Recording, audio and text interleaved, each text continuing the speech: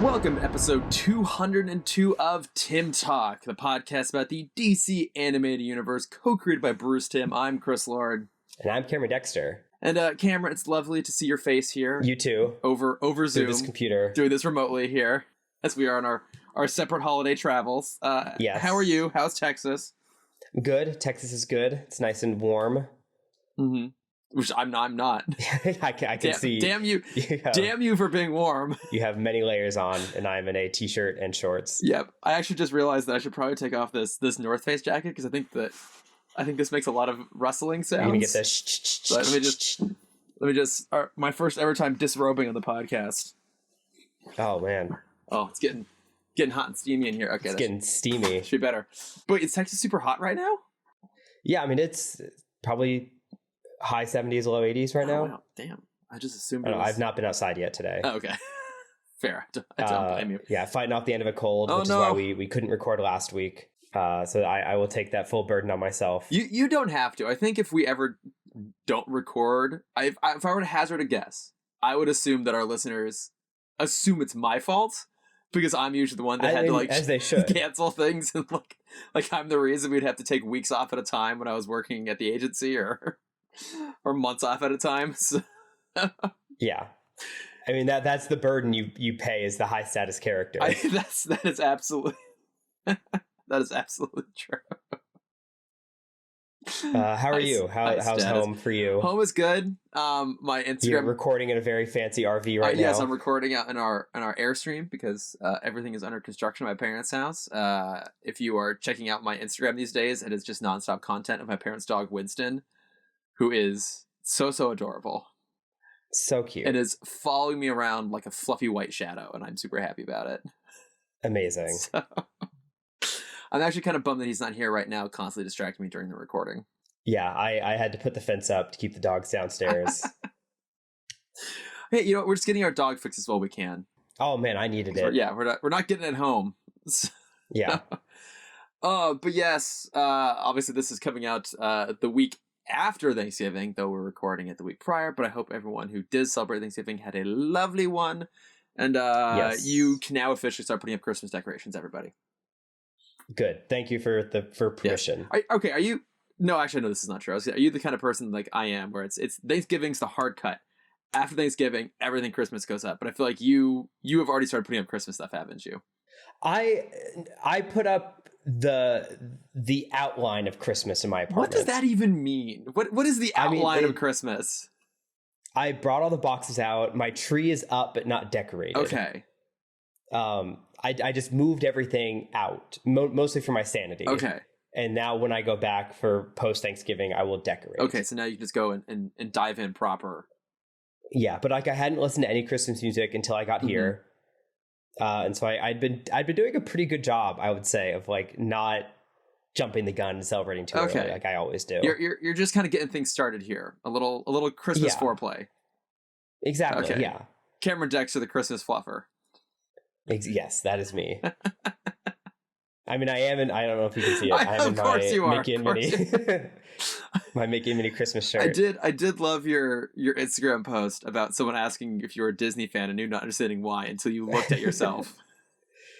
I genuinely, I was at the airport. I'll tell the story again. I was at the airport about to board my plane, and someone came up to me and was like, "Oh, you're a Disney fan," and I said, "I am. How can you tell?" Because when I don't wear a Disney shirt, in my mind, I'm fully incognito of my Disney persona. Yeah.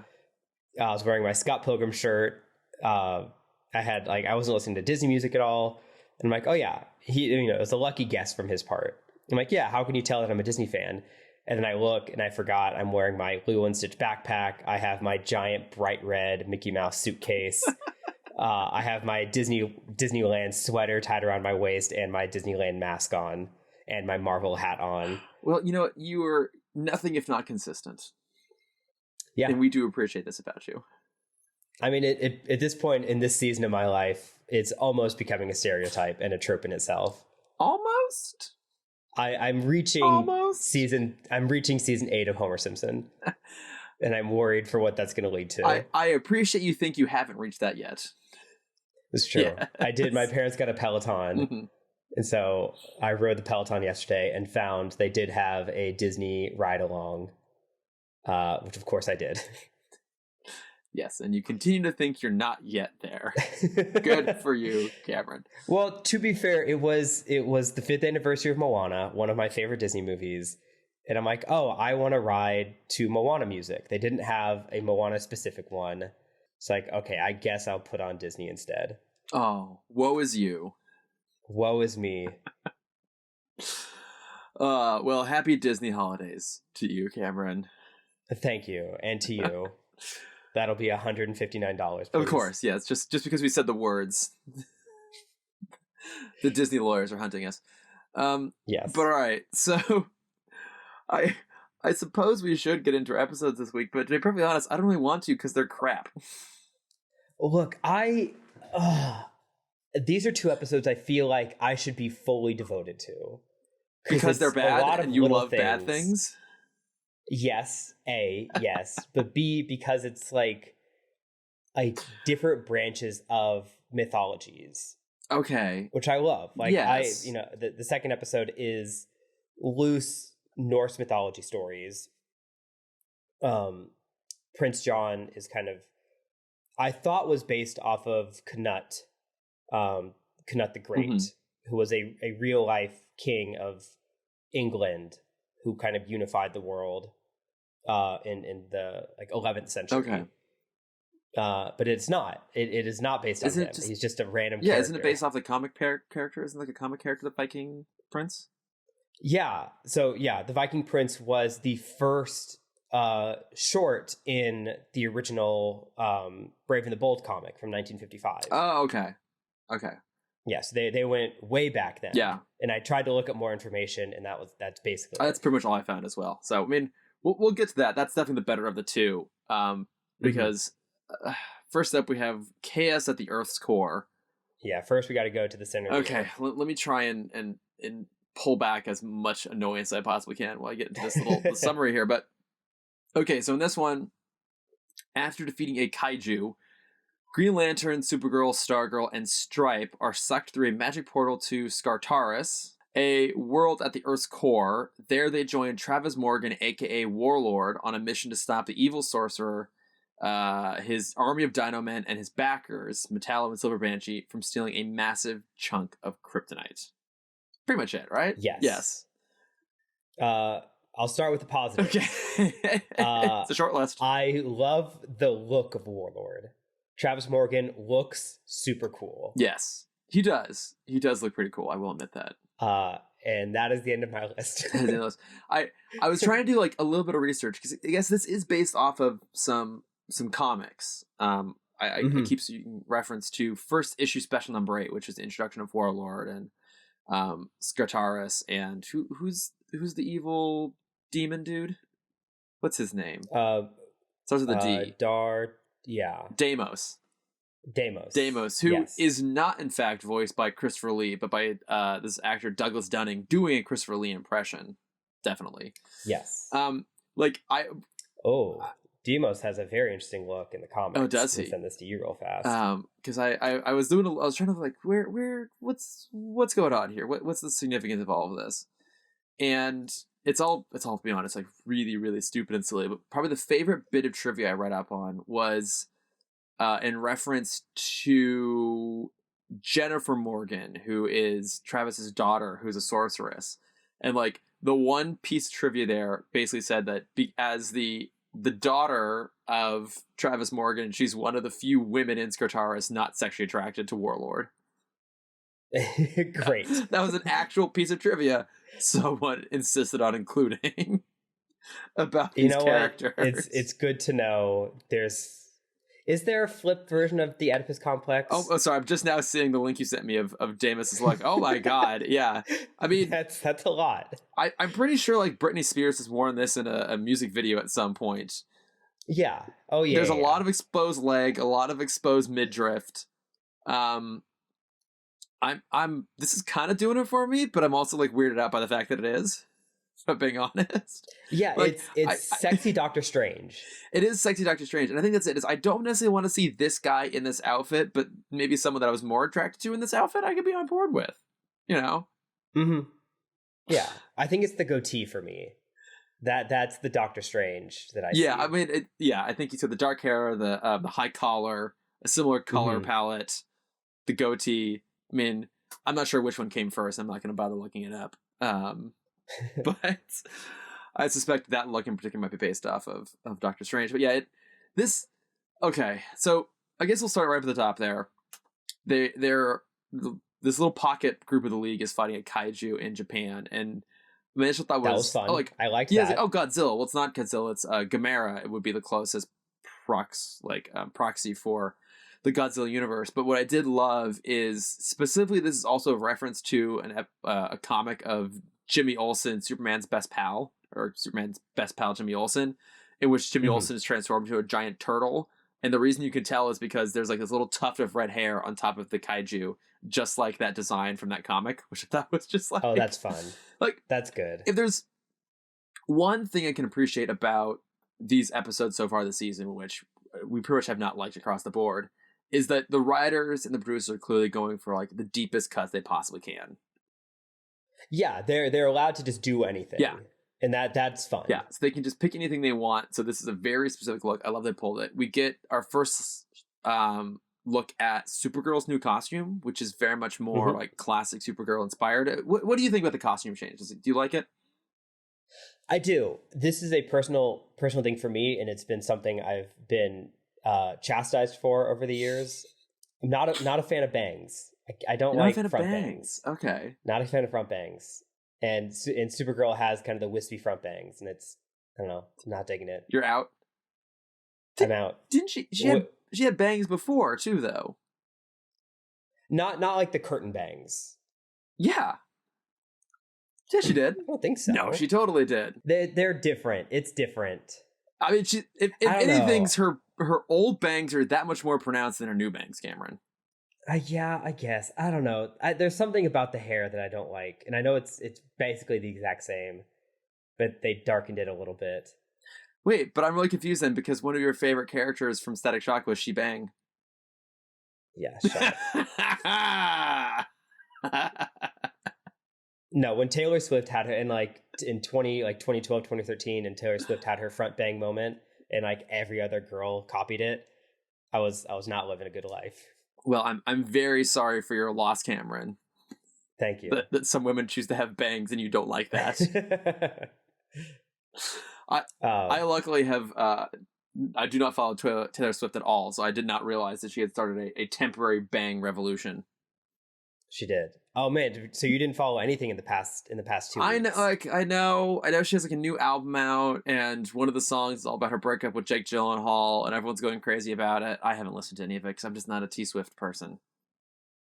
I didn't think I was. I was always just kind of just on the outside of it. But because of TikTok culture and this like mysterious like conspiracy wrapped around Taylor Swift, and she hides all these like small clues in all of her things. Like she's fucking Dan Brown? What are you talking about? What clues is she hiding in her songs? It's not in the songs. It's like in the promotion stuff that she does. It's like when she was promoting Evermore, her album at the beginning of the year, there were like clues in the promotion of the album that told us that the remake of Red, which just came out, was coming out on November 12th. And fans had been following these string of clues for weeks and finally discovered that was the next album coming out. Wow. I don't know. It's fun. That's fun things. Like it's what we want as like comic nerds. We want that kind of stuff. I guess. Yeah. I don't know. I just, for whatever reason, I've never been a Taylor Swift person. I actually once ruined a date that I was on because the guy was talking about Taylor Swift and was like, I don't like Taylor Swift. And he just literally the conversation died at that point. He just didn't know what to say to me. I was like, I just think she's really fake. I don't really see the appeal. And it was incredible. It was like I kicked his dog or like slapped his grandmother or something. Like the look of just abject horror and deep offense has stayed with me to this day, but it does not cause me shame. It just makes me laugh. So. Is there anything that someone could say to you that would give the same response? I do get really offended when people say that the first act of Wally is boring. That does like genuinely upset me. Because like my whole thing is everyone can have their opinions. I'm totally fine with people not liking Batman. I'm totally fine with people not liking James Bond.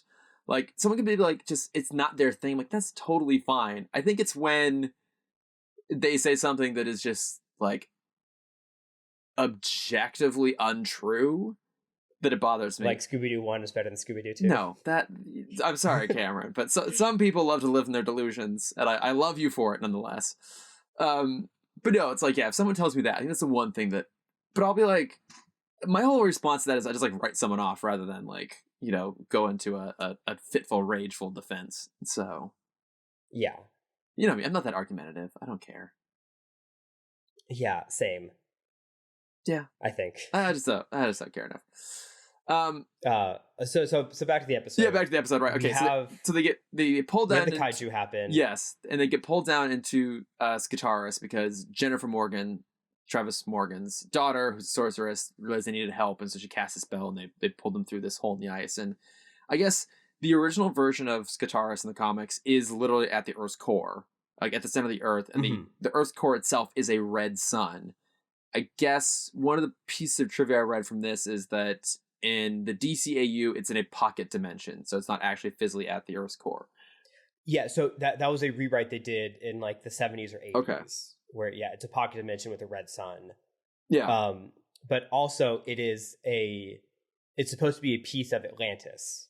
Oh, that's interesting. So yeah, when the Great Flood happened, it kind of broke Atlantis in two halves. Mm-hmm.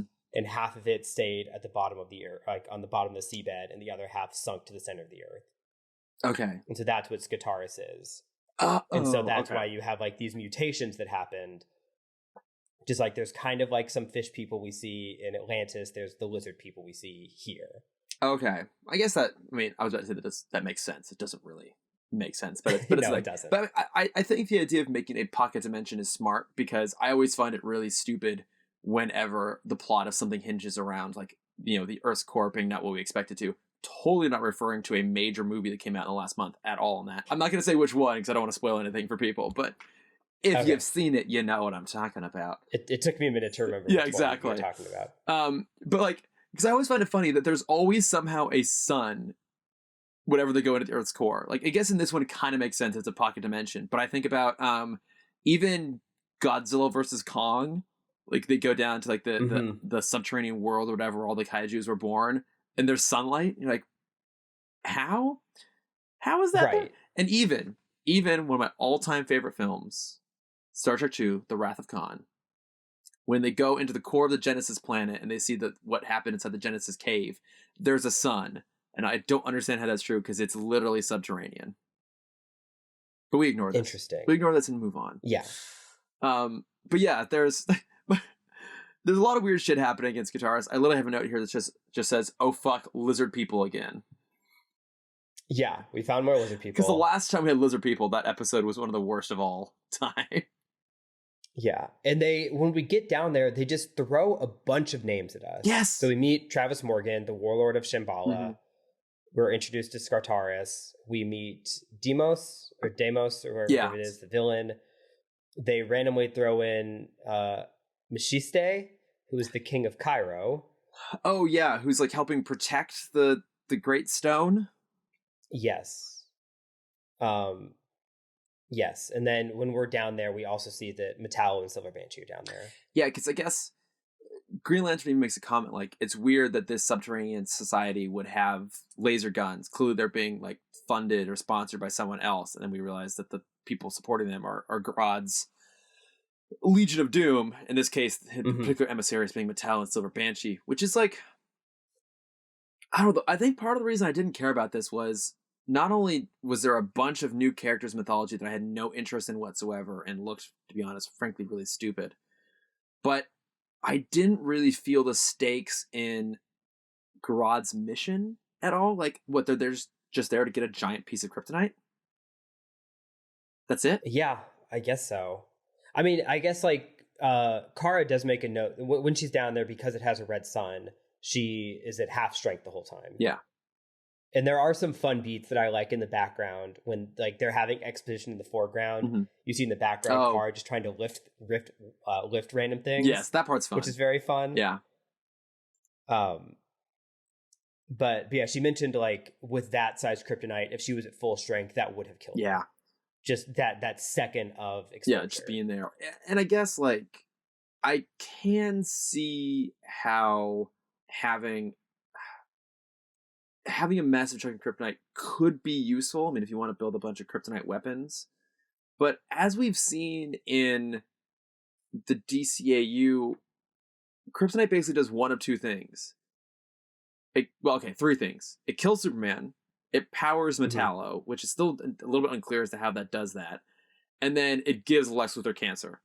So, yes. I feel like, I mean, I suppose, yes, a Legion of Doom could do a lot with all three of those options, but it feels like the payoff of having a massive piece of kryptonite isn't necessarily worth the hassle of sending two people somehow to a pocket dimension adjacent to the Earth's core to start a massive revolution to overthrow the existing structure to then go in and take a big piece of kryptonite.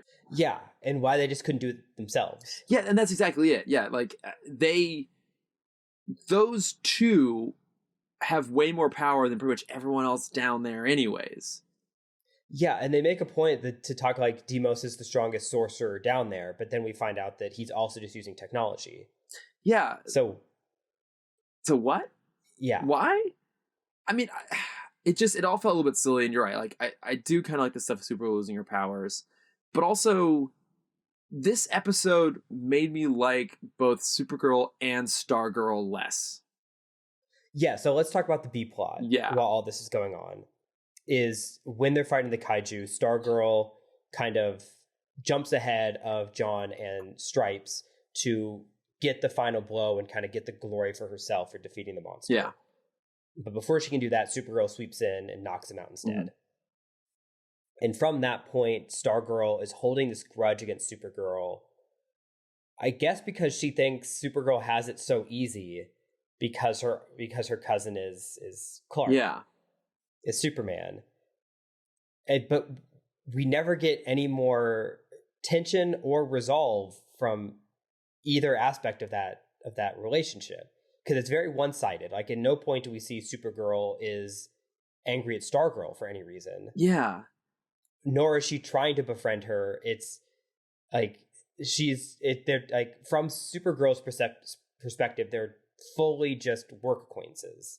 And that's exactly it. And, you know, because we're seeing things through Stargirl's eyes, Supergirl does kind of come off like the sort of bitchy, aloof, popular girl a little bit. They're like, because we're seeing it from Stargirl, she comes off a little like Regina George, even though she's nowhere near as like, terrible.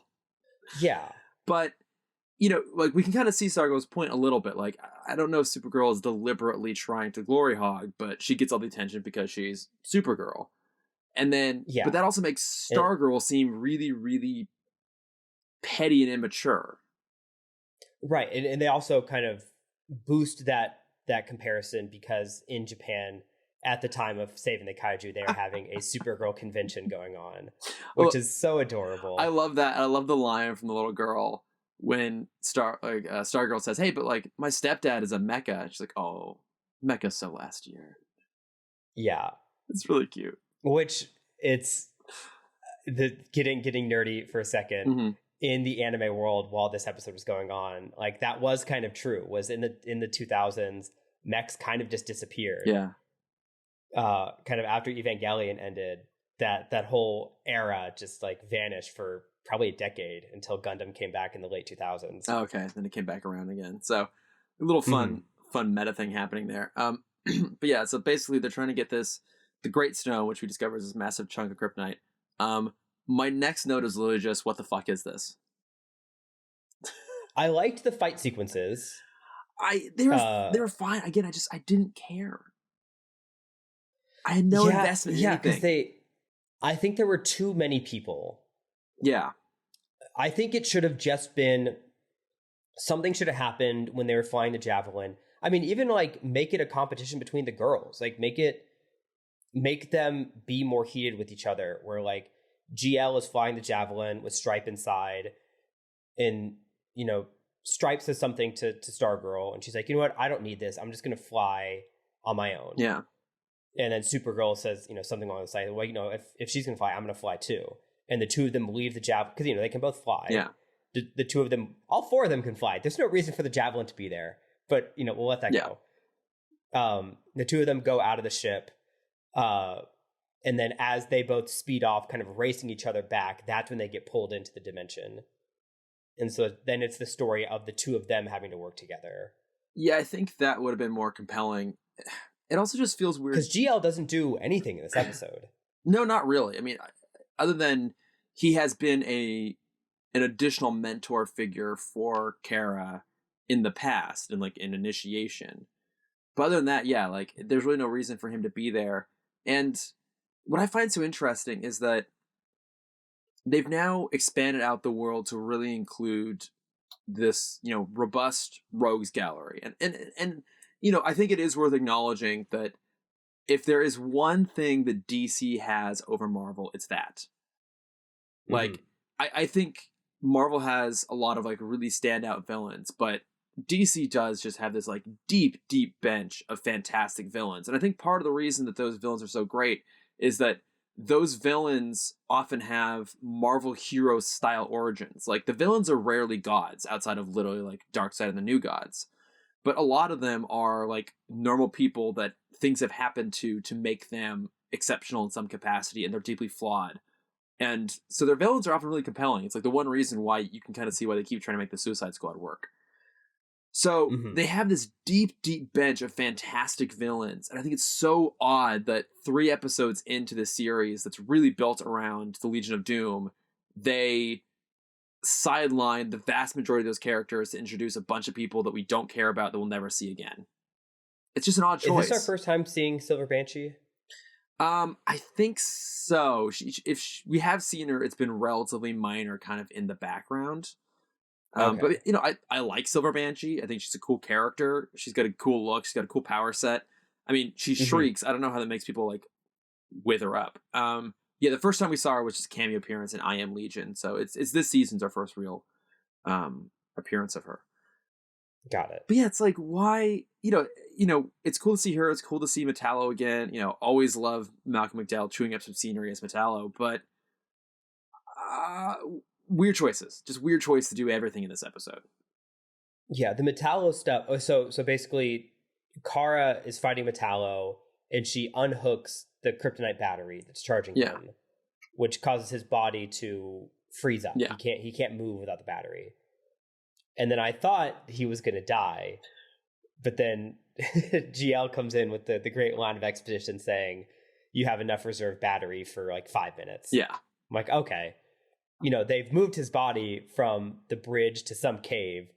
I don't know how long that took. That could have been his 5 minutes. Could have been his 5 minutes. Yeah, and then they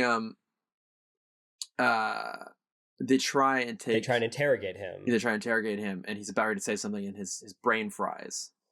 So, and they still carry his brain fried body out of there. And this is, in fact, I'm pretty sure the last time we see Metallo. So that's kind of his final fate. What I did find interesting, and maybe I missed this because I wasn't paying admittedly super close attention when I watched this. Do they leave Silver Banshee, its guitarist?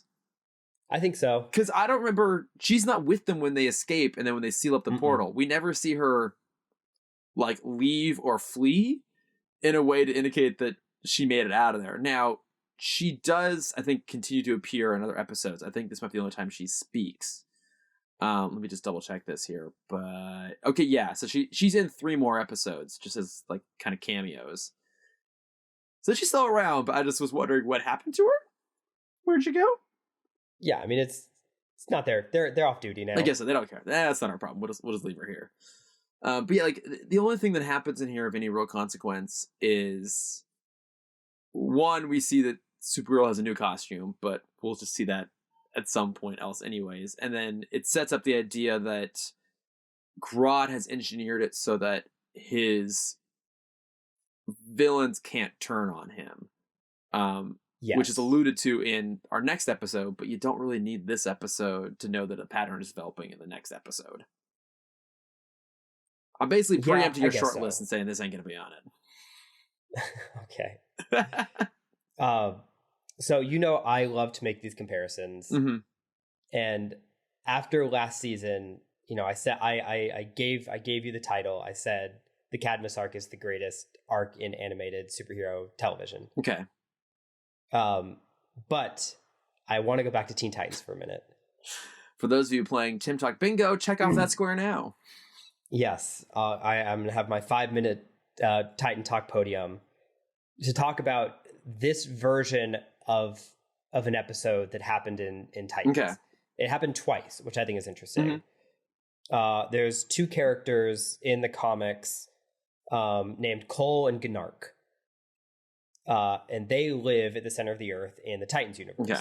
Gnark is a caveman, and Cole is this girl who kind of, I don't want to say babysits him, but they're friends. Mm-hmm. She's a teen girl, and she can turn herself into some substance that's like harder than diamond.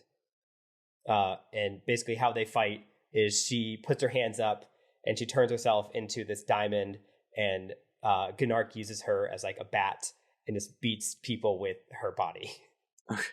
Okay. It's a great team up. Okay, sure. Their episode is fine. It's better than this one, but it's a fun story learning about them. And it's just two people, so I think it's easier to digest. Mm-hmm. But the one I want to talk about more is one that I don't really hear anyone ever talk about. And after watching this episode, I just had huge flashbacks to this. But it's an episode called Cyborg the Barbarian.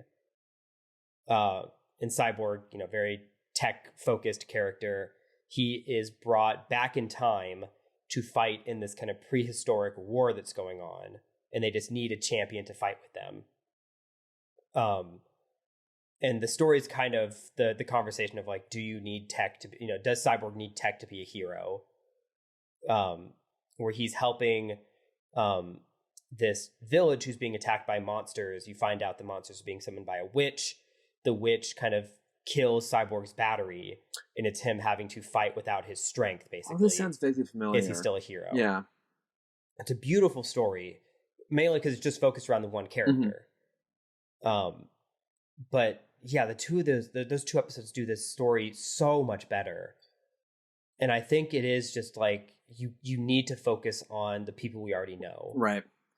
And that's what this episode kind of just fully dropped off. And I think on top of that, one advantage that Teen Titans has over the DCAU is its greater variety of tone, right? Like, at the end of the day, the DCAU is still a fairly grounded universe. I mean, it's one of aliens and technology and magic and superheroes, but it's rarely ever like silly or meta or deliberately weird. I mean, I think Mixie's Pixelated being kind of the one exception, but even that works because that's how that character is in particular.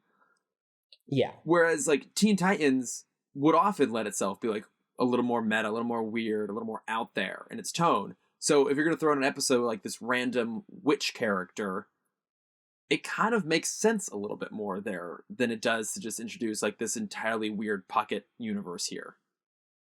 Mm-hmm. So I think I remember seeing that episode. I got to go back and rewatch Titans again at some point, no matter what. But yeah, that's a fair comparison. I can see where that version would be a lot better than this, because there's also no real payoff, as you put it, for this as well. It's just like Supergirl and Stargirl. And the payoff for that episode is it's for me it's like weirdly emotional. No, I get it. Yeah, I mean it sounds emotional the way you're describing it. It's like even heroes have their doubts sometimes about whether they're truly heroes or not. In particular, Cyborg, because how much of that is really him. So yeah, that makes a lot of sense. Which is a whole other episode of Teen Titans. Exactly. Yeah. So that's a whole thing. But yeah, here it really doesn't work. Now it's interesting. I thought the one thing you were going to pick up on was this episode really, really embraces your favorite thing about the DCAU, which is killing any non-human, non-sentient creatures. Because so many dinosaurs, like just flat out dinosaurs, like people riding around on a T-Rex. The T-Rex just gets like shot and killed. Like dinosaurs, dino people, like big sandworms and stuff. All of these things are just getting slaughtered left and right. Like no one cares. Yeah, there's a moment where Stripes, like it looks like they cut the animation early, but he grabs a pterodactyl by its two wings and is about to like WWE slam it into the ground. Yeah. And then there's also a moment where it's very quick. I had to rewind just to make sure my eyes weren't playing tricks on me, where John makes a giant pterodactyl construct to eat two of the other pterodactyls. See, every once in a while he busts out those those constructs. He also it's not a full sword, but he definitely makes a beam that turns into a sword that he keeps at the end of his ring, because he's loving this. He is. Yeah. I found that all super off-putting when they were just like killing all these animals left and right. I'm like, it's not their fault. They're, they've just been like captured and forced to be used as cannon fodder. And what I found so interesting was that they were doing that here when, in the end of the Once and Future Thing. So, talking about season 1 of Justice League Unlimited, there was that moment when the cowboys, like the outlaws, are riding around on pterodactyls, and you and I both assumed that they were pulled from the past, which makes sense because it's Kronos, a guy with the ability to travel through time. But then we see that they're robots. And I think you and I both assumed that was a way for them to justify killing the pterodactyls. And it's weird because now it's only 2 seasons later and they're just doing it. I get, because you never see them like actually harmed. They all just kind of fall. I mean, look, there's a T-Rex that you see get shot multiple times with a laser and then like keel over and die. It fall, doesn't die. I didn't. And with the robot pterodactyls, they like fully ripped things. They ripped things off. I'm just saying, I did not hear any Andrea moans from any of the dinosaurs in this episode, and I found that deeply troubling. Okay. So. I forgot there is one other. There's one other aspect of this episode that I love, and I dare anyone to find a moment of this trope that is not always cool. It's when Stripe shoots his 2 rocket hands off to punch people. Rocket hands, in my opinion, are a trope that will never not be cool. You know what? I have to admit, I cannot think of many uses of rocket hands off the top of my head. That being said, I also can't think of any that I hated. So, I feel like... Where have I seen that? I feel like maybe that happened at some point in My Life as a Teenage Robot. I feel like that sounds familiar, maybe. Yeah, she does it. It's like a big Power Rangers trope. In Dexter's lab, when he makes his little mech, his like backpack mech, that can shoot its hands. I don't think Bender ever fires his hands, but I do think of the pilot episode of Futurama when Bender's arms fall off, and then on a close-up we see like one arm pick up the other and click it in place, and then that arm pick up the other and put it back in place. And even Fry goes, wait, how did you do that?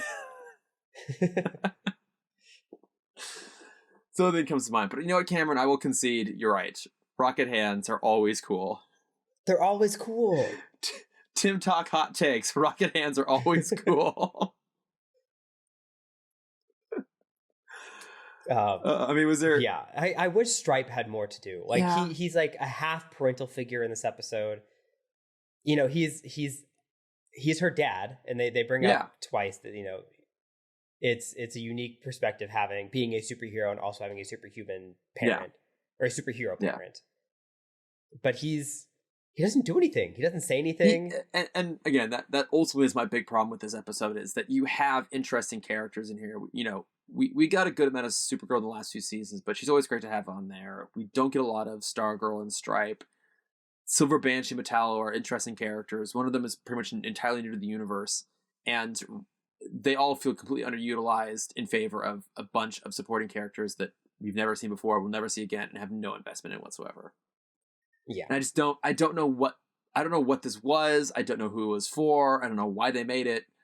But we talked a lot at the end of last season about how the end of the Cadmus arc and epilogue are maybe potentially the better way to end this series. And at least the 4 episodes we've seen so far, including the one we're about to cover, definitely support that idea. Yeah, a little bit. Yeah, let's get in the next episode. Okay, yeah. So next up we have To Another Shore, and in this one, Wonder Woman asks John, who's become reclusive in his post as Watchtower mission supervisor, to join her at a climate summit, but he refuses. But when Grodd sends Giganta, Heatwave, Killer Frost, and Devil Ray to obtain the corpse of an invulnerable Viking prince from a frozen ship adjacent to the summit, Jean is forced to end his exile to help Wonder Woman and Green Arrow and King Faraday. So... Yes, you sounded a little like you had questions in this, in your brief. Just the... This seemed pretty straightforward to me. It's just a very straightforward plot. Look, I will say this. My very first thought, as soon as this episode opened, because it opens up, and it's like clearly somewhere like Norway or Switzerland or something like that, like somewhere out in like kind of the like the northern eastern part of Europe where it's cold. Because we see like a ski resort, like a ski chalet. My very first thought was Piz Gloria, the ski resort / evil lair of Blofeld and On Her Majesty's Secret Service. It made me realize that James and I missed another James Bond reference in the DCAU. We did our video. How dare you? How dare us? We have failed. Failed as I'm James not blaming Bond. him. There's no we in this. You have failed. Well, also the internet failed, because I did my research. I did my due diligence trying to find things that I had missed up to this point. And to be fair, we hadn't watched this episode yet, so it wasn't fresh in my mind. And maybe it's just me. Maybe I did that mental leap of like, oh, it's Piz Gloria. But given that we know from many, many sources that was a favorite film amongst the creatives, I think we can say it's probably supposed to be Piz Gloria. But underneath Piz Gloria, out on an iceberg, this hotel is built on top of an iceberg, seemingly. Yep. I see no problems. No problems whatsoever. Like there's an earthquake and a frozen Viking boat is revealed, and of course we eventually come to realize that on this boat is the famous Viking prince John. We talked about this, yeah, Prince John. Prince John. Yeah. Yes, not the not tiger lion in the Robin Hood one. Yes, Prince John the lion. Yes, Prince John the worst. Yes, not him. Sucking his thumb. It's okay. Mommy. I love that movie so much. And I'm not ashamed of saying that the Fox Robin Hood is hot. He just is. I'm sorry. No, that's fine. He just is. Right? Yeah. Sure. Whatever you need to get by, Chris. Clearly that's what I should have talked about with my therapist this morning. Was my sexual attraction to an animated fox.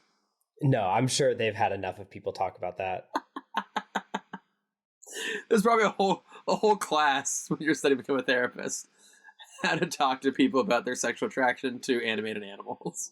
Yes. Now, class, repeat after me. Robin Hood is not real. Okay. Lola Bunny is not real. Oh my god. Oh, Lola Bunny.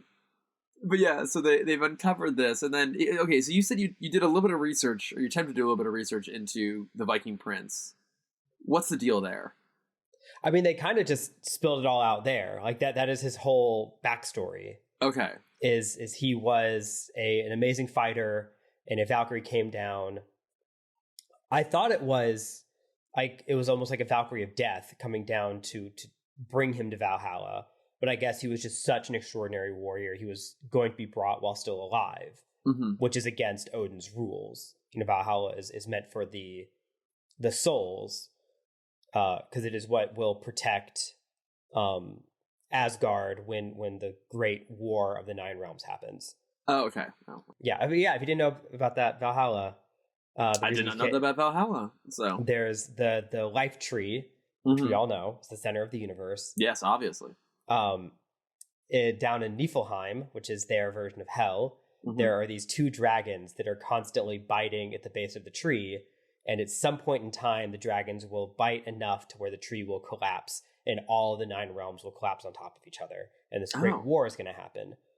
And so to prepare himself, Odin created Valhalla to kind of keep his army well-read and well-read and fed. Well-read and well-fed? Yep. In preparation for this kind of imminent war that will happen. Wait, so are you telling me that the Nordic version of heaven, essentially, of Valhalla, is filled with really, really burly Norse warriors who just read books and eat all day long? I mean, they don't read. They fight and they You eat. said well read. I meant fed and rested were the words I was trying to say. Trying to get Okay, out. well, I mean, okay, because I was going to say, you just described my idea of heaven, but I mean, I guess even without the reading part, I think I'm still down.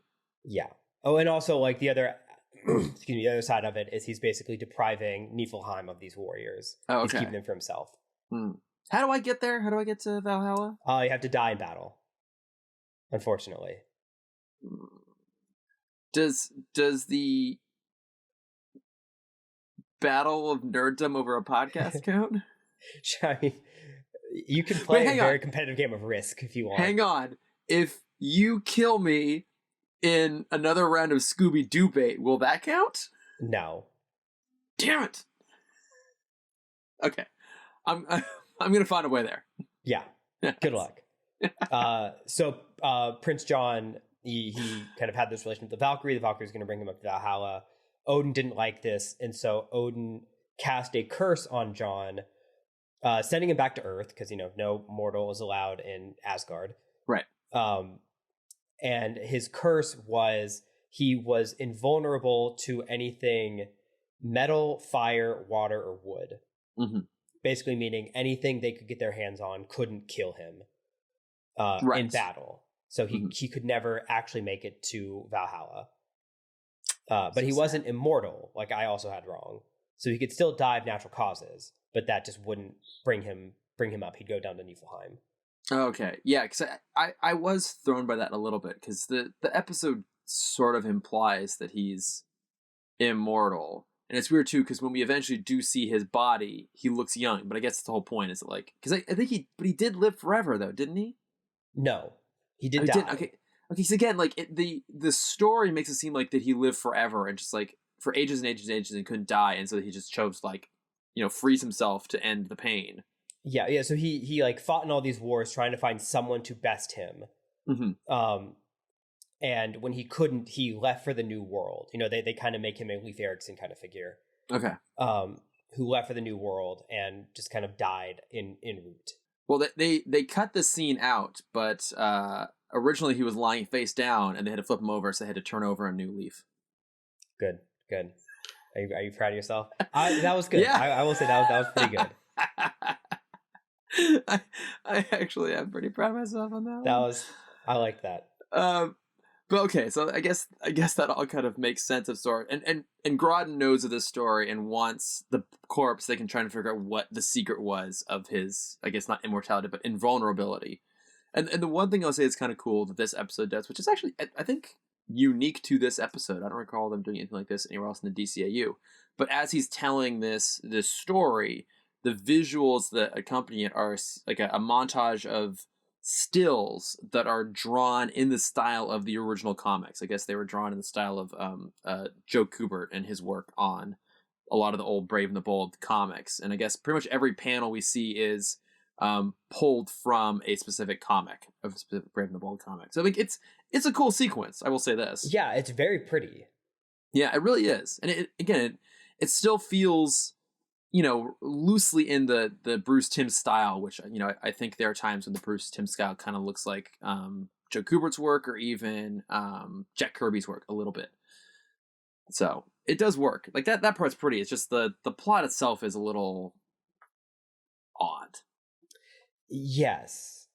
Yeah, so we had a conversation a few weeks ago about John always staying on the Watchtower. Mm-hmm. And we said it was because post Starcrossed, he was kind of giving distance to humans from aliens because there's still kind of this cold shoulder, understandably, the humans have. But in this episode, we realize it's not because he is trying to like help the humans cope. He just doesn't like humans. I get it. Yeah, and he's not wrong. I don't blame him. He's 16 years ahead of the curve. This whole episode is 16 years ahead of the curve. Yeah. Oh yeah. I mean, they're at a conference debating global warming, and this was in 2005. And every superpower not thinking it's real. Yeah, exactly. All of them like, nah, no, it can't be He's like, I real. don't know what Like, you're talking about. I like the thing is, like that conversation goes way far back. I just rewatched Batman Returns because again we're closing in on Christmas, and Batman Returns is a Christmas movie. And the Penguin even makes a joke. It's like, he needs a platform to run for the mayor, and he says, "Stop global warming, start global cooling." This was '92. That's good. It was 30 years ago. They had it figured out. I mean, it was Al Gore prime time. Oh, that's true. Yeah, '92 would have been Clinton would have been just elected, so or about to be elected, I guess, early '92. But yeah, oh, Al Gore. Yeah, I know. I just thought that was ridiculous. So, like, they're at this thing, but I mean, the arc for Wonder Woman here is kind of cool because basically, now that she's repaired her relationship with Hippolyta, with Themyscira, her mom has appointed her as an emissary, essentially, of Themyscira. So she's representing Themyscira at this climate summit, and basically being like, hey, like, if the climate continues to worsen and continues to have a negative effect on Themyscira, like, as she puts it, her mom is more like less likely to just like pull out of the summit and more likely to just like invade and fix things on her own. Yeah. And the room is silent at this. Yeah. But who could stop them? No one. And like, look, honestly, if one day all of a sudden like the West Coast is being invaded by like Themyscira, so like we're tired of your bullshit, we're gonna fix things, I'm like, go right ahead. Yeah. Absolutely, go right ahead. I'll turn off my lights right now. I'm sorry. Yeah. It's like, I know you want nothing to do with men. That's fine. I've got them covered. You go take care of everything else. Yeah. I'll turn my heater off. I'll just turn it off. I'll turn my air conditioning off. That's my bad. Yeah. Well, it's like, I see this all over the place, and this is totally a tangent here, but like, one of the greatest like marketing ploys ever created was basically like massive corporations, and especially like energy companies, convincing us that we're ruining the climate by like running an air conditioning unit, or like not sorting out recycling, when that's a sliver of the impact of, say, like agricultural farming and I think cattle it's like and everything 2%. else. Yeah, it's like nothing. Like, don't get me wrong, you can still do little things here and there, but it's like, what's going to make a bigger difference? Like, not eating meat is going to have a much bigger impact than like running an air conditioning every once in a while, or like driving a car. Yeah. Brilliant. Anywho. But I love they're at the summit. And she's trying to do her best, but she's kind of like fumbling her way through it. And then, of course, the Legion of Doom attacks. And we get the twirl. We get the classic Linda Carter Wonder Woman twirl. And then, like, it's like she just starts spinning around in circles. Like, there's a thunderclap. And then all of a sudden she's in the Wonder Woman look. It's dumb. And I love it. Same. It's incredible. Again, it's like this season, the writers, the producers are just going, you know what? Let's just do whatever we want. Let's just go to pull every random thing we possibly can, pull in every villain, pull in every reference.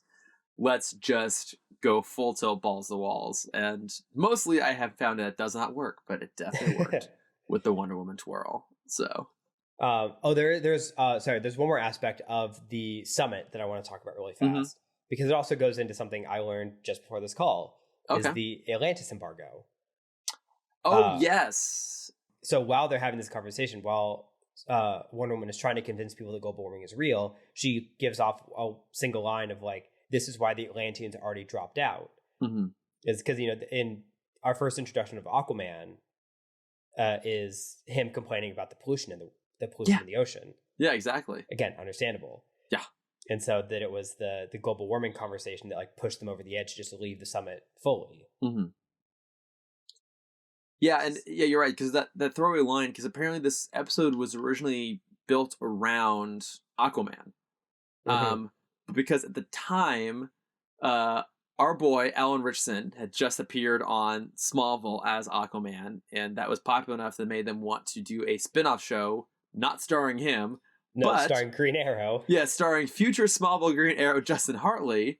This series that was originally called Mercy Reef, but then ultimately just became Aquaman. The pilot of which I have seen, and I think it might be on HBO Max. I'm not sure. I think it was on. I think you're right. I think at least because I bought it on iTunes many years ago and watched it, and it's honestly fine. Like, it's not great, but I think if you were to go back and watch the Smallville pilot, it's probably also not spectacular. Yeah, it's on par with the Smallville episode. Yeah, I thought it was fun. I thought Justin Hartley was good. We've talked about this before, but poor Adrienne Palicki and her pilot curse of not having that picked up, not having Wonder Woman picked up, not having Mockingjay picked up, which is a shame because I adore her. I think she's fantastic. She's in that, but I mean, it's a fine episode. But basically, DC had potential plans with Aquaman in other places, so he was under a similar sort of embargo as Batman. And I think that's why, like, yeah, exactly. He doesn't appear here. Atlantis doesn't appear here. Actually, I'm not sure if Aquaman appears again in the series. Maybe in the finale. I don't remember. But yeah, I didn't know about that either. But it kind of makes sense. Kind of. Yeah, and also the villain of this episode, or the kind of central villain we see, is not Black Manta. Right. It's Devil Ray, who looks just like Black Manta and has a submarine that looks just like Black Manta's and has all the looks and equipment of Black Manta. And you feel like maybe they didn't want to redesign it, so they just said, oh, it's Devil Ray instead. And he's had an upgrade recently. I do not know what Devil Ray looks like in the comics. Not the Tampa Devil Rays. Actually, it's funny because I'm looking at Devil Ray. Everything here basically just makes him look like Black Manta. I don't know if Devil Ray is a comic character. Yeah, I think they might have just renamed him. I think they did. Yeah, I think they literally just changed the name to make it all okay because it's otherwise he's just Black Manta. Mm-hmm. Yeah, I mean it's kind of an odd choice, and I guess there was a similar but not quite as impactful Wonder Woman embargo because at the time would have been around when Joss Whedon was working on his version of Wonder Woman. And so I think they were like, we'll just like pull back on Wonder Woman a little bit here and there. Obviously, they can't get rid of Batman or Wonder Woman in the series, but I think maybe it's part of the reason that their the rest of their universe isn't super prominent in the DCAU at this point. So yeah, it's Devil Ray, not Black Manta. Yeah. So the Wikipedia article says, yeah, it's literally just a name change. Okay. Yeah. According to Joanne McDuffie, they changed the name because of the Aquaman rights not available at the time. Okay. Makes sense. Otherwise, it's there. But King Faraday is also there as like protection for the vice president. And I love it because when the attack happens, he and his agent swoop in on like looks like Firefly wings, basically like the villain Firefly, like they're flying around on like these little wings, like firing laser guns at the the Legion of Doom. And then Wonder Woman gets hit with one of Devil Ray / Black Manta's poison tridents, and it actually like seriously hurts her. Like she's out, she's kind of like knocked out in a way that she almost never is. So she calls in for help, and she says like, Jean, it has to be you. Because earlier she raises a point that we've raised before too, which is John Jones, the Martian Manhunter, as he's named once in the entire universe, is a nearly invulnerable, shape-shifting, super strong telepath. He is, I would say, on par with Superman and maybe Green Lantern as some of the most powerful League members, especially in this he's original top 5 iteration. for sure. Yeah, and he's just chosen to hide out in the Watchtower when he could be down there like kicking ass, and sure enough, he shows up and he does. But yeah, like it really is a terribly underutilized person. But so he shows up and brings Green Arrow in tow to help with it. And I will say, Green Arrow does get some fun moments in this episode. Green Arrow is so much fun in this episode. He gets frozen by Killer Frost, and then he cuts through with a buzzsaw, and he has a line about how arrow. A buzzsaw arrow, and he has a line about how Black Canary thought a buzzsaw arrow was too self-indulgent, which is fantastic. And then I love it too because then when he like basically fires a zip line onto Devil Ray's submarine, as he's swooping in, he's like singing his own theme song as he kicks a guy off the side of the sub. It's so much fun. Which is just delightful. And then I also love the moment too when one of Devil Ray's henchmen is on top of the submarine like conning tower shooting down on him. And so Arrow launches an arrow that's powerful enough to knock the guy off the side, but also has a built-in grapple. So he basically just uses the fallen guy as leverage to pull him up. Just like, that's a cool move. That's good. It's a really cool move. They really know how to have fun with Green Arrow. They do. And like all the way through, he's like, he's quipping, he's punching guys, he's just, having an absolute blast. I mean, they basically let him just be 1960s Batman. But he knows he's that corny. Right. I think that's the difference is Batman's never intentionally funny. He's just campy.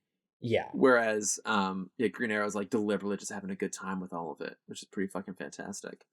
But even when Jean shows up on top of him, just literally like going around kicking ass, as an avalanche is about to bury the summit, he forces Killer Frost to save them all basically by using her powers to stop the avalanche, which is kind of a good moment. He's basically like, if the avalanche hits, I'm not going anywhere, and neither are you. So, you better just do it. Yeah, it's probably in your best interest. Yeah, you should probably just save us all. So, but at the very end, they have Jean tries to read Giganta's mind and is unable to, and that's when they start to realize like, oh, like Grodd sent them. I think, does he realize Grodd sent them? I don't think so. Maybe not that Grodd sent them, but they now realize that this is a coordinated thing, that someone did send them for the body. And as we referenced in Chaos Theorist Core, just like when Metallo was stopped from saying anything, they couldn't get in Giganta's minds. Now, like, a conspiracy is unfolding. A mystery is unfolding in front of them. And they're like, what is happening here? Yeah. So, what I think is interesting is at the top, and we see it in the first 2 episodes, we hear that the reason Grodd is doing this and the reason he's charging so much, again, he's charging 50%, which is absurd. 25. Was it 25? Okay, sorry, 25%, which is still absurd. Still absurd. That he's doing it for their protection. Yeah. And in the first 2 episodes, we see anytime a villain kind of, even if they don't fulfill the plan, they always get out.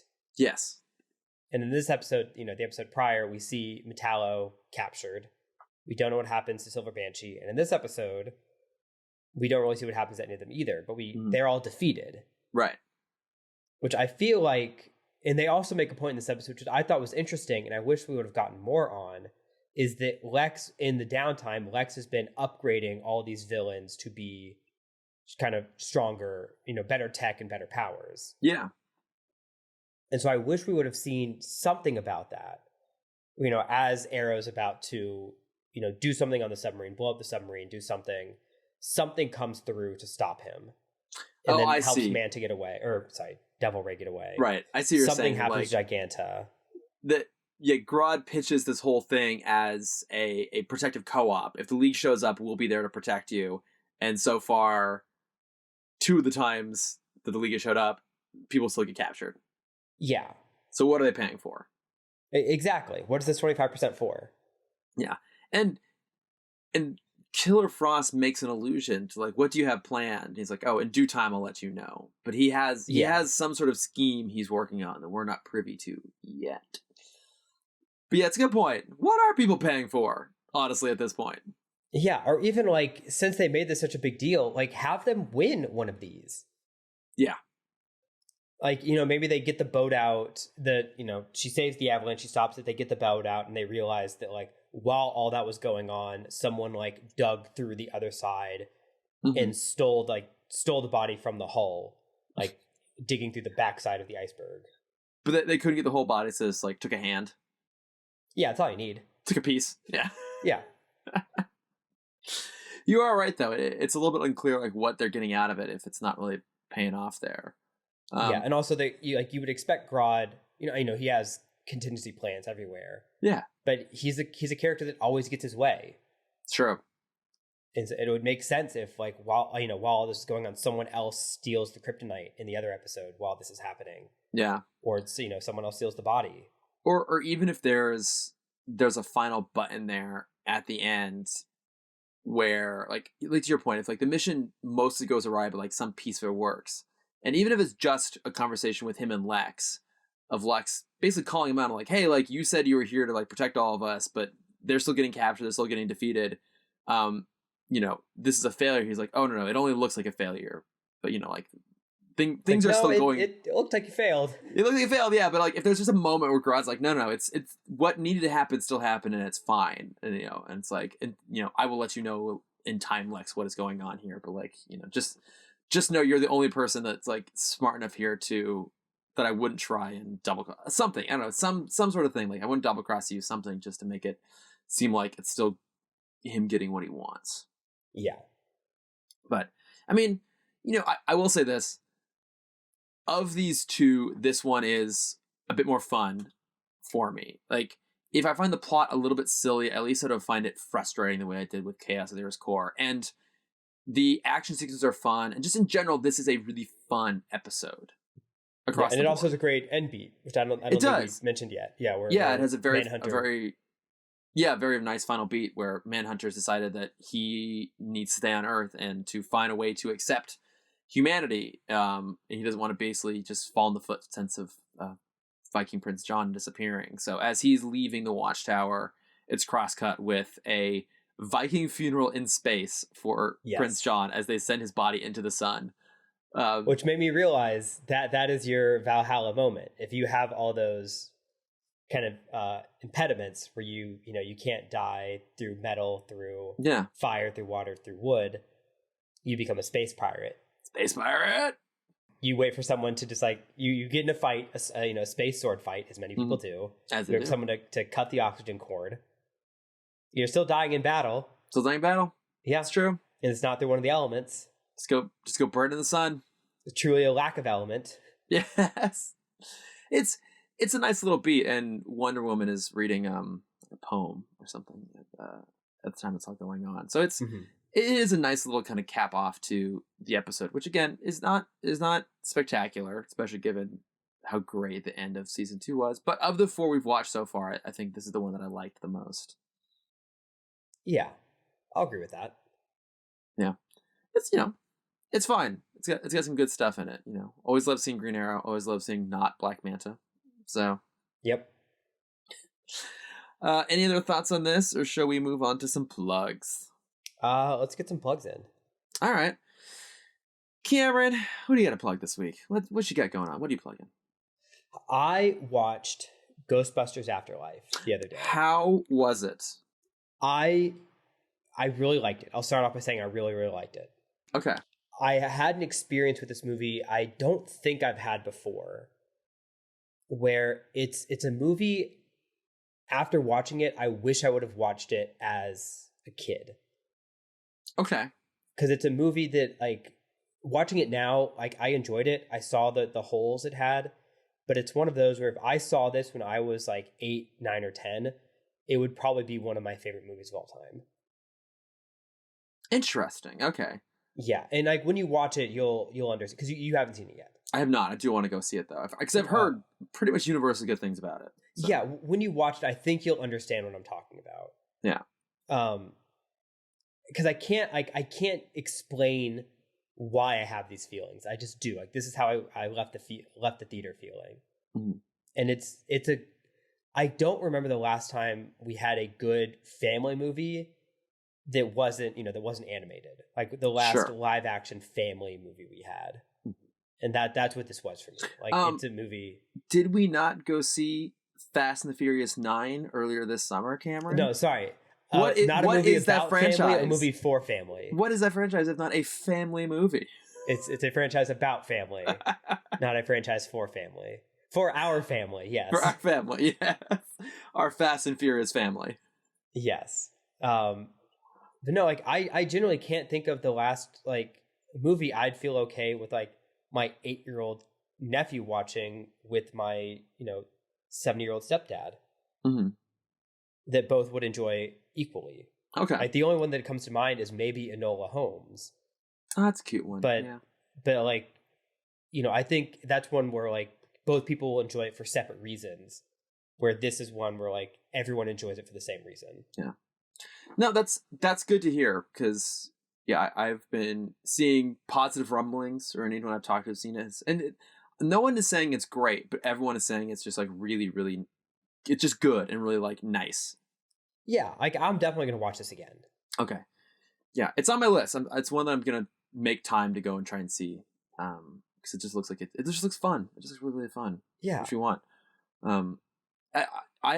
I've obviously seen the original one a number of times. Maybe I've seen all of Ghostbusters 2 once, and I just saw the Paul Feig version once, the 2016 one. Yeah, which was not good. Yeah, no, I mean, I also think it's great they brought in Jason Reitman, like son of the original director Ivan Reitman, to do it. Like, that's it makes sense, especially if like family and legacy is a big part of the story. having that be behind the camera too makes a lot of sense. So Yeah. So since you always get to play Hollywood, I'll play Hollywood for a minute. okay, One Cameron, I don't play Hollywood. I live Hollywood. Sorry, excuse me. Let me cosplay Hollywood for a minute. Can we please put that on my gravestone? Hey, make that my epitaph.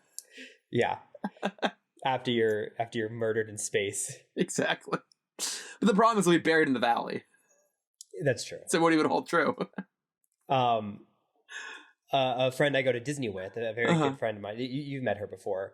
Her dad was the original cinematographer on. That's right. Yeah. Yeah. So she's been very close to Jason, right? That's his name. Yeah, Jason Reitman. She's been very close to Jason for the past couple months, talking about the legacy of kind of following through with what their parents made, and like both of them have memories of being on the set when they were little kids. That's cool. Talking about like hanging with the stars and like what Bill Murray was like when they were 4. Yeah. That's awesome. It's been very cool. She watched it the other day and she just said she was in tears the entire time. Yeah. Oh, that's nice. Oh. Yeah. That's my plug for now. I loved it. What do you have to plug? I got a few plugs actually. I did a lot of TV watching over the last week here. So I am about 7 episodes in on Cowboy Bebop. Ooh. Which, I guess, disclaimer, I have not seen the original anime. I do not really know anything about it. I just seen the trailers going into this. I love John Cho. I'd say most famously of Harold and Kumar Go to White Castle and Star Trek. But I've also heard he's really good in Searching, which I never saw. Searching! That. Yes, I've seen Searching. I plug Searching every chance I get. I've heard it's great, and I think he's just phenomenal. I think he's super charming and a great actor. He's like the only real recognizable name I'd say in the cast, playing the main character Spike Spiegel. But again, having no context for it outside of what I've been presented with the live action Netflix adaptation, it is a 1970s noir set in space. Yes. Which is with a killer soundtrack. And I guess the original composer of the anime came back to the music on this, and it's got a very, very jazzy like soundtrack to it. And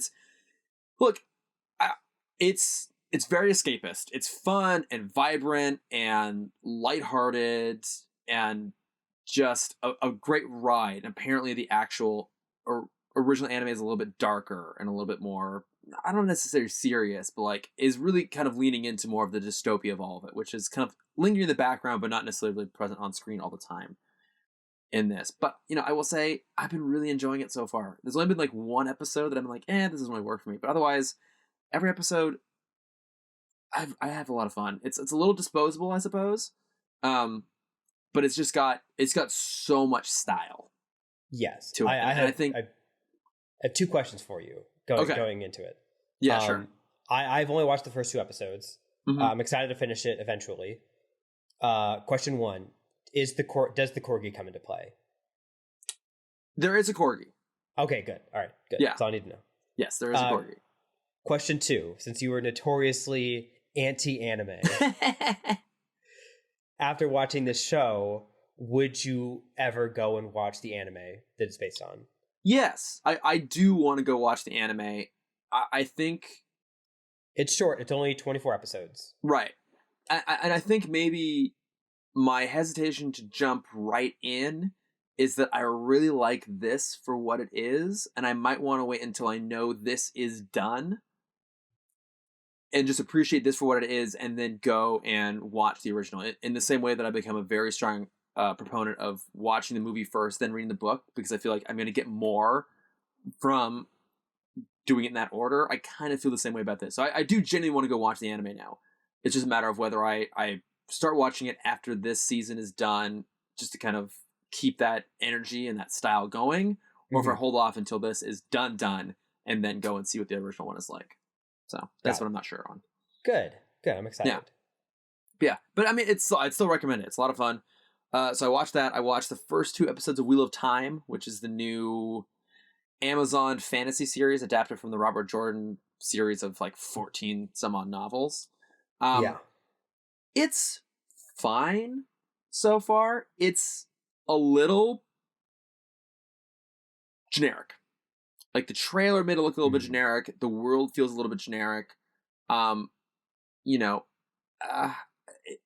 this is weird because I love Rosamund Pike. I absolutely love her. I think she's an incredible actress. I can't tell if she's good or not in this. There are times when it feels like they have given her all the monologues because the rest of the cast is like kind of CW level, like pretty but not super talented. Got it. But also when she's doing these monologues, I can't tell if they're actually good or not. She has a terrible wig too, which does not help. And look, it's fine. My big complaint on it is that it feels cheap, which I know it's not, because I know Amazon put a lot of money into this. And the Game of Thrones comparison is inevitable because it's a large-scale fantasy series, and clearly Amazon's trying to capture on that and make the new quote-unquote Game of Thrones. The worlds are very, very different. And I think what people forget about Game of Thrones is when it first came out, it was pretty small in scale. Like, it was pretty much all focused on the politics of kind of like these 3 regions in the realm. And it's just a lot of people like in really beautiful rooms talking. It wasn't super high fantasy yet. There weren't dragons in the first season. There wasn't a lot of mysticism. It was pretty grounded, and in its groundedness, it was able to stay within the constraints of its budget and not feel like it was getting stretched. And I think the problem with Wheel of Time is, whether because it's inherent in the book or because they're trying to capture some of that mid to late Game of Thrones scale and spectacle, you feel like they're straining the budget, and like the sets look cheap, the clothes and the wigs look cheap, the special effects and the green screen looks cheap, which is too bad. And it's just distracting enough for me to notice it, and I think maybe compromise my enjoyment a little bit. That being said, I'm going to keep going. I'm going to keep going. But it's kind of like so far.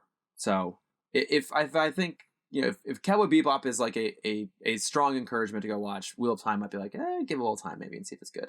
Got it. And then I promise is my last one. My final plug is Master of the Universe Revelation. So the latter half of the series, which the first half came out earlier this year, which I was really, really enthusiastic about then. I've now seen the whole second half and am equally enthusiastic about it now. It is so much fun. It is packed with like every voice actor you know and love, a lot of them from the DCAU. Skeletor was not a super prominent character in the first half, and he is here a lot in the second half, which means you get like full on epic scene chewing levels of Mark Hamill voice acting. And he is so much fun in this. He's so ridiculously fun. And I'd say the other real standout is Lena Headey, speaking of Game of Thrones, Cersei from Game of Thrones. She voices Evil Lynn, and she has so much to do in this half and is so fantastic. And it's so much fun. If, you know, there's all these like absolutely ridiculous complaints about the first half not having a lot of He-Man, a lot of Skeletor, which is actually not true. They just weren't necessarily part of like the main A plot. And they're back in full force here. And just like the scale and the spectacle gets ramped up. It continues to have a great Brer Mercury score. I loved it. Absolutely loved it. So I definitely think, even if you're not a He-Man person, but you love just really good animation, I mean, if you're listening to a podcast in the DCAU, I assume you do, especially now that the whole story is being told, it's not kind of cut off in half, go watch the entire thing. I really don't think you'll be disappointed. It's so much fun. What do you call a He-Man fan? I don't know. I wasn't one until recently, so I don't know. Can we call them the He people? I was thinking maybe a He-Maniac. Oh, that's good. That's much better. I'll have to text my friend who is a huge He-Man fan and ask him what the official fandom name is. Yes. So, but yeah, definitely go check that out. But so lots of TV plugs this week, but some pretty solid stuff to go check out. So yeah. And we will be watching Hawkeye pretty much right after we finish recording. Exactly. Yeah, I think we're both ready to get off this call so we can go watch Hawkeye. So yeah, we'll circle back to that on our next episode. Yes. But yeah, I think that does it for us, Cameron. I think we did it. We did it. So we will be back. Our next episode, we will be covering, this is very exciting, Flash and Substance. Yes, the episode we're always referencing. Finally. The Flash and Trickster together, finally. We will be covering that. We will be covering Dead Reckoning, an episode I do not really remember specifically, but I do know the dead man features in it, and also it is the return of Tala, who we've been wondering what the hell happened to her after she got stuck in a mirror. I love Dead Man.